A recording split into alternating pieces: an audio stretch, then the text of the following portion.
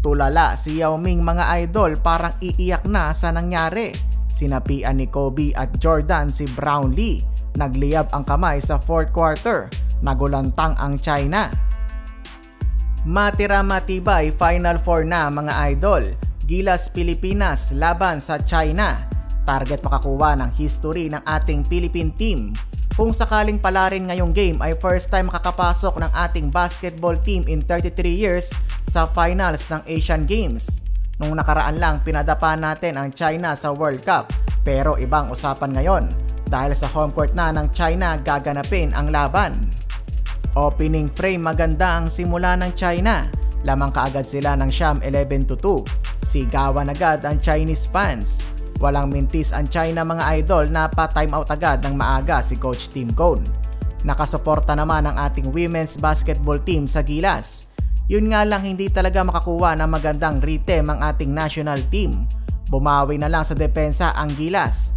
Predator CJ Perez binutata ang kalaban. Nasundan pa ng end-one play ni Scottie Thompson. Naibaba ang kalamangan ng China 11-15. Tuwang-tuwa si Chris Ross at Coach Tim sa mini run ng Gilas. Naitabla ni Scottie ang laban all 15. Ginawa na lang ng paraan ang napakahirap na tira. End ng quarter 19-17 lamang ang China. Second quarter, bigla na lang kumawala ang China. Puro turnover ang mga point guard ng Gilas mga idol.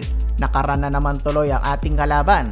Palakpak tuloy sa Gedli si Yao Ming. Habang galit na si Coach Tim Cone sa ating mga players, panay na ang sigaw sa bench. Natataranta pa ang ating mga pambato, grabe din kasi ang depensa ng China. Ang problema, parang wala tayong point guard na ipapakalma ang sitwasyon. Nawawala sa focus ang ating mga player habang tinatakbuhan tayo ng tinatakbuhan ng China sa fast break. Tuwing makaka-turnover ang Gilas ay hinahagis kaagad nila ang bola sa kabila. 48-30 lamang pa din ang China. Third quarter, nakalapit tayo kahit papano sa China, courtesy pa din ng mga tres ni Noipy Justin Brownlee. Baba sa 10 ang kalamangan, 60-50. Sayang lang at hindi natin na ipapasok ang lahat ng ating mga free throws. Minsan nagmimintis pa ng dalawa. Final quarter, galit na si Coach Tim Cone sa mga turnover ng Gilas. May isang beses pa nga tumawag ng timeout si Coach Tim, pero hindi nagsalita at nakatitig lang sa ating mga players. Buti na lang to the rescue si Justin Brownlee mga idol. Sunod-sunod na tres ang pinakawalan, ayaw magminti sa fourth quarter. Hindi makapaniwala ang coach ng China, kamot ilong at kamot ulo sa tuwing papasok ang tres ni Brownlee. Nakailang timeout na ang China pero hindi pa din nila mapalamig ang nagliliyab na kamay ni JB.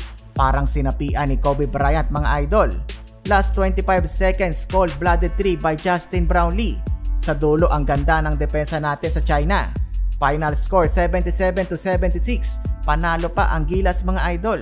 Tulala si Yao Ming, parang iiyak na sa nangyari. Pasok sa gold medal match ang Gilas for the first time since 1990. Malas ng China, sinapian ni Kobe at Jordan si Brownlee. 33 points habang 17 points dyan ang galing sa fourth quarter.